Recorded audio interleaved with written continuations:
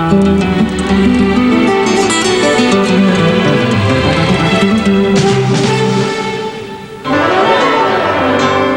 una impresión bastante generalizada de que entre el modelo económico en vigencia, el neoliberal, y la corrupción hay una correlación directa. Todos los datos que se conocen cotidianamente parecieran apuntar en esa dirección. Sin embargo, yo quiero recordar que durante la Unidad Democrática y Popular se asignaron aproximadamente 3.000 millones de dólares por la vía del control de divisas, ¿verdad?, al sector productivo. ¿Qué ha pasado con esos 3.000 millones de dólares? ¿Usted cree que Contraloría ha cumplido con su papel de fiscalización en la administración de tan importantes recursos? Bueno, en primer lugar, al hablar del modelo neoliberal,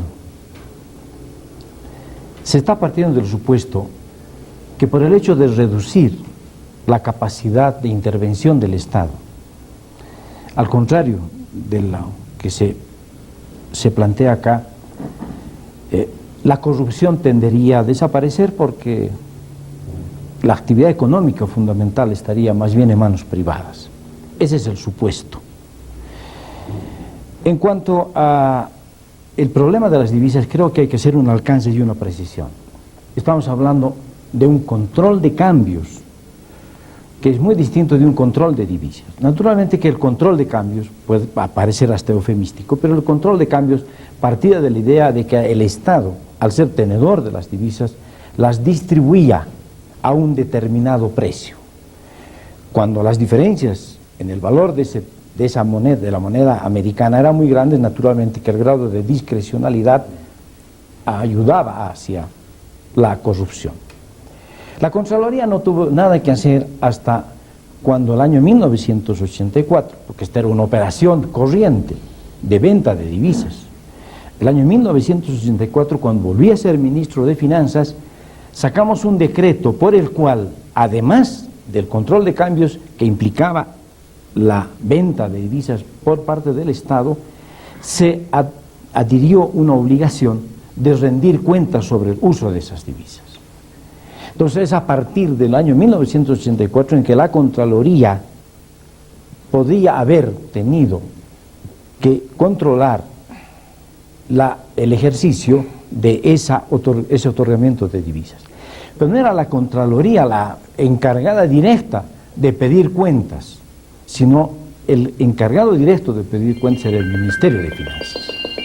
Hay una cosa que me motiva a una reflexión. Estuve leyendo hace poco a Giovanni Papini, creo que en Go, donde él, comentando sobre el filósofo alemán Kant, decía: todo el mundo habla de Kant, pero aparentemente nadie lo ha leído. Y aquí nos está pasando un poco igual.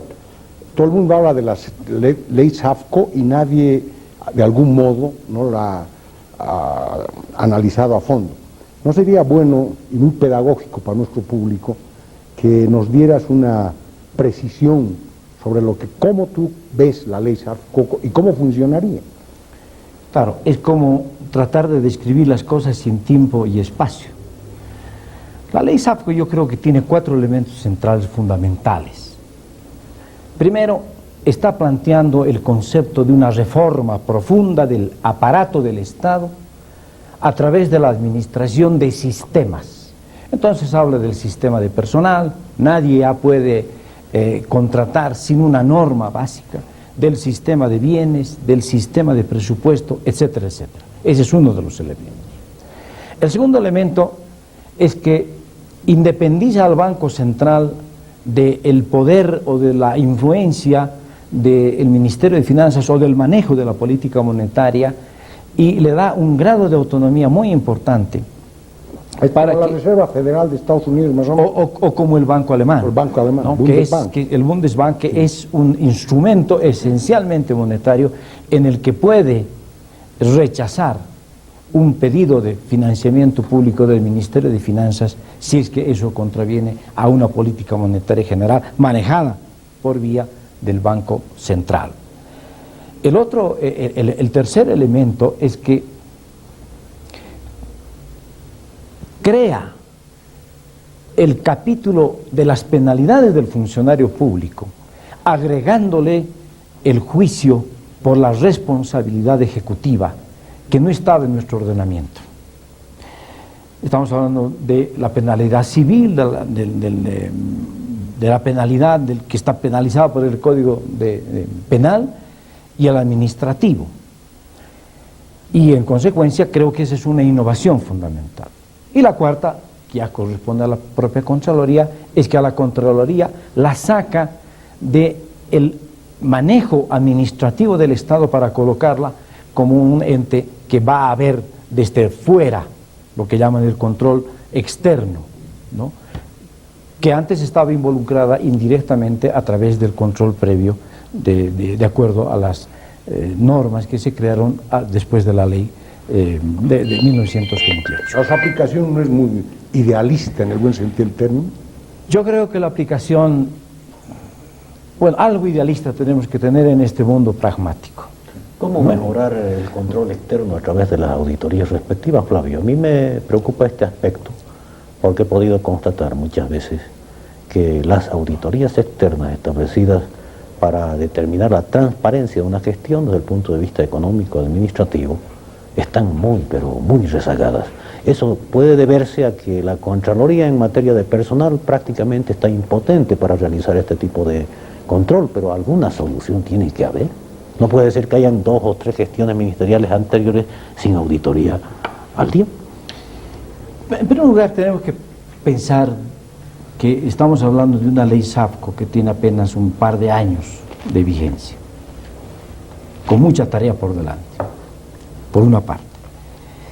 Por otra parte, no podemos pensar que el control previo externo va a funcionar si como paso previo no se instrumenta todo lo concebido dentro de la ley SAPCO en el propio aparato del Estado. No hay auditor externo, por muy capaz que fuera, que pueda hacer una auditoría externa en una empresa que no tiene contabilidad, porque eso no es posible. Pero si se votan partidas presupuestarias para que las diferentes instituciones tengan los recursos necesarios a fin de contratar auditores externos que les pongan sus cuentas al día, de esa manera se da un golpe mortal a 2 factores. Uno, a la corrupción propiamente dicha, traducida en el mal manejo de los recursos, y a esta fauna contemporánea de los acusadores, que acusan y no prueban, que acusan para hacer escándalos políticos. Sí, de acuerdo, pero Mario, tenemos que pensar, por lo que conozco, en este tiempo la Contraloría ha avanzado en la parte normativa para que las entidades públicas generen sus mecanismos de control, una vez de lo cual la auditoría externa va a poder funcionar como instrumento. Eso creo que tenemos que tenerlo muy claro y no podemos ir más allá en este momento de lo que estamos pidiendo. Pero hay un elemento que también se ha tocado en la pregunta que me parece fundamental, el elemento humano. Todos los sistemas son perfectibles, pero lo que hay que hacer perfectible es al hombre. Y ese es un concepto que abarca muchísimo más que la ley SAPCO y que nuestras propias 4 voluntades. Es un problema de voluntad colectiva. Y en el caso de la Contraloría, yo creo que tenemos sí un problema que enfrentar. Y es que todavía los niveles de técnicos profesionales en relación a los niveles de remuneración van a constituir todavía un freno. Yo no sé qué es peor, si la fauna de acusadores o la fauna de acusados con cara de piedra. Ambas cosas. Que se los acusa con documentos probatorios y ponen una cara de ignorancia, pero verdaderamente sorprendente. En fin, ese es un problema. Estamos hablando del Ministerio Público también. No, esa es una pregunta a la conciencia de cada uno. Sí. Perdón, yo deseo aprovechar la presencia de Flavio Machicao, economista, porque podríamos dar la impresión de que acá hemos venido a promover a un candidato a la Contraloría General de la República y de ninguna manera es el espíritu de este programa. No, conocer qué es lo que quiere hacer. Otra cosa. Hay una diferencia esencial entre la gestión económica del MNR 1985-89 y la del acuerdo ADN-MIR 1989-93-92. Yo diría de que en la línea central en ambas políticas económicas está muy claro la política antiinflacionaria. Y en términos de resultados, El resultado de una política antiinflacionaria, no, en la política antiinflacionaria parece bastante evidente, hay un cierto control, hay una estabilidad financiera más o menos razonable. claro, la receta es muy conocida y se la está aplicando con Y rigurosidad. los resultados económicos, sector industrial, agropecuario, En materia de resultados, empleo. en materia de resultados económicos, yo creo que tenemos que seguir aceptando la idea de que el aparataje económico no ha cambiado. Nosotros estamos hablando de un nuevo modelo, estamos hablando de un nuevo modelo, pero sí de un nuevo modelo en tesis, por cuanto hay reglas de juego nuevas. Pero en cuanto a estructura económica propiamente tal, si uno analiza, por ejemplo, el informe de Müller Asociados sobre la evaluación del año 1991, en el que se plantea la perspectiva de lo que ocurrió en 20 años, 1971 y 1991, podemos decir de que el aparato económico sigue siendo el mismo con algunas diferencias. Hay un poco más de soya o mucho más de soya, pero el aparato económico, la lógica económica del funcionamiento de la economía sigue siendo el mismo, sigue siendo la misma. Entonces ahí no hay un cambio. Lo que ha pasado es que con la estabilidad y con el buen tiempo han mejorado indicadores económicos. Macroeconómico. Y Macroeconómico. la pobreza. Yo creo que ¿La Iglesia tiene o no tiene razón cuando señala que la pobreza se ha incrementado en el marco del modelo? el fenómeno de los modelos de ajuste y los modelos neoliberales, no solo en Bolivia, en todas partes del mundo, lo que sí evidencia es una alta concentración del poder económico en pocas manos y una proliferación de la pobreza. Y además esto es muy importante de tenerlo en cuenta. La Iglesia a lo que le preocupa es el largo plazo.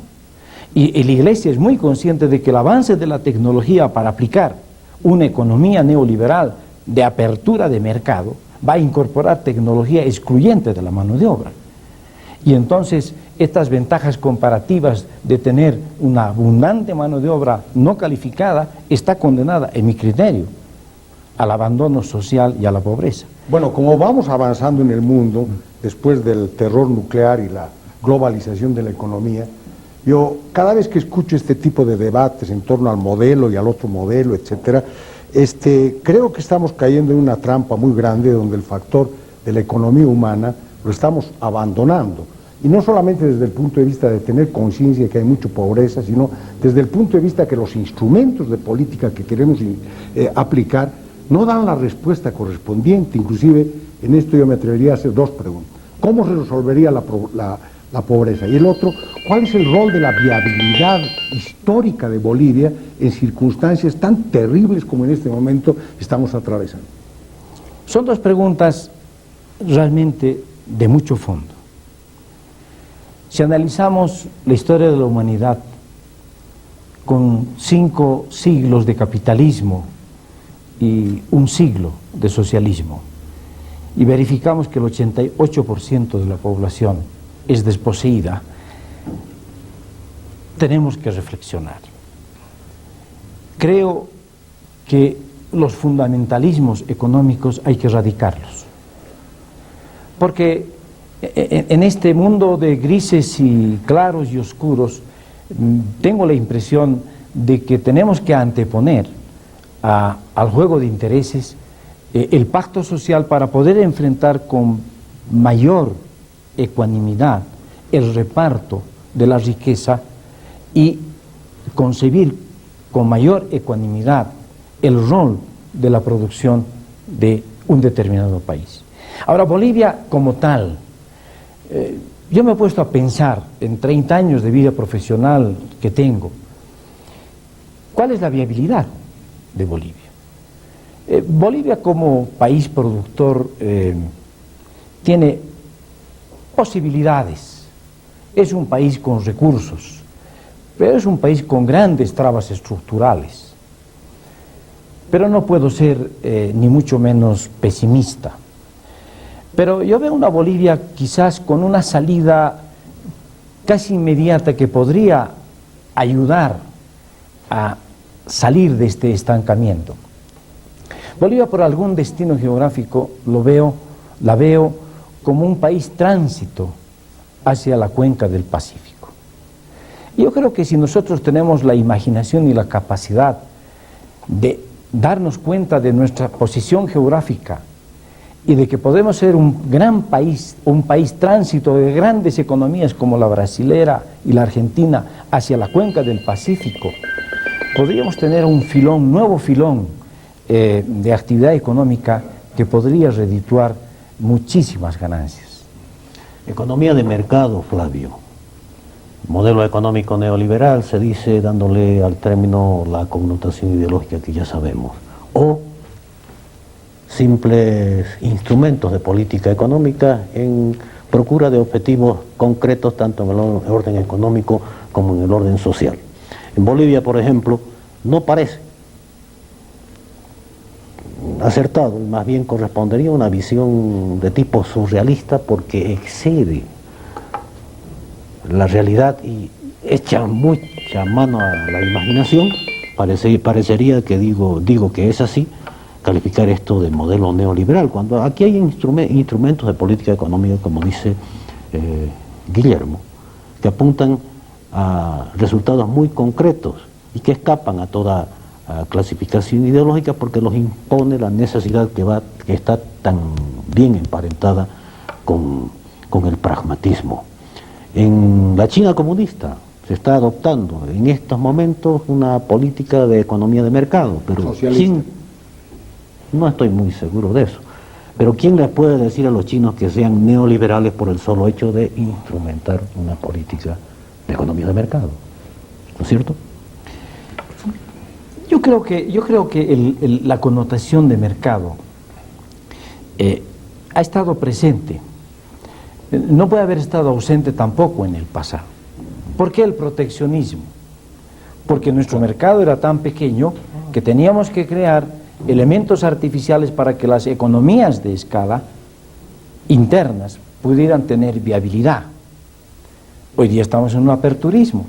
En un aperturismo cuando en el mundo exterior los grandes bloques se están protegiendo de una manera impresionante y no con políticas arancelarias, con políticas no arancelarias que son mucho más sutiles que las que nosotros podemos imaginar. La Ronda Uruguay no se puede terminar de cumplir. Entonces, creo que además en países como los nuestros en los que tenemos que buscar nichos, ya no estamos hablando de mercados abiertos. Entonces, me parece que lo que sí está detrás del concepto de la política neoliberal es el concepto de la eficiencia económica.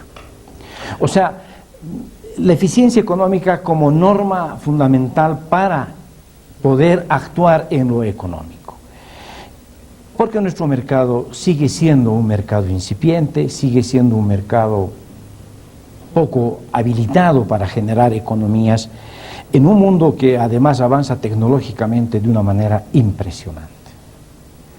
En consecuencia, por eso no quiero encasillarme en conceptos, porque me parece que nosotros todavía tenemos mucho que repensar en nosotros mismos antes de buscar clichés que nos agotan en nuestra capacidad de imaginación para enfrentar un problema tan complejo como es el económico boliviano. Precisamente quisiera yo compartir con ustedes uno de los informes de Müller Asociados, evaluando los 4 años de la nueva política económica, del 85 al 89, hace una comparación con el éxito espectacular de la economía coreana y los muy magros resultados de la nueva política económica en todo lo que es el sector industrial, agropecuario, el empleo, las exportaciones incluso. Hoy mismo estamos asistiendo a una caída significativa de las exportaciones en medio de una política que ha hecho de las exportaciones la nueva religión, exportar o morir, etcétera, etcétera. Bueno, éxito espectacular de la economía coreana. ¿Cuáles son los puntales de la economía coreana del sur, no la del norte? Alto nivel de inversión pública, políticas proteccionistas para su industria, cambio real desde luego, utilización de recursos externos para adquisición de bienes de capital, subrayo, Priorización del gasto público en educación y salud, todo lo contrario de acá. Redistribución del ingreso, todo lo contrario de acá. En ese marco, don Flavio Machicao, quisiera que nos comente qué pasa con la privatización. ¿La privatización es un mecanismo que permite avanzar a la economía o es una nueva fórmula para procurar la superconcentración de la riqueza, la oligarquización de la economía, pero además a través de un mecanismo de corrupción que está adquiriendo características de escándalo? Quisiera añadir a esos elementos que se plantearon en el informe de la empresa Müller Asociados un elemento que nosotros siempre olvidamos y que no tiene que ver directamente con la economía. Es la geopolítica. Los tigres del Asia emergen dentro de un contexto de geopolítica muy distinta a la nuestra. Y ellos pudieron capitalizar sus economías vendiendo cualquier clase de chucherías en los Estados Unidos, cosa que nosotros, o en cualquier parte del mundo capitalista, justamente por su geopolítica. Y eso permitió parte del avance y explica parte de ese fenómeno. Sobre el tema de la privatización, yo tuve un debate bastante interesante con Fernando Illanes en IDEA. Y en aquel entonces voy a volver a persistir en mis puntos de vista.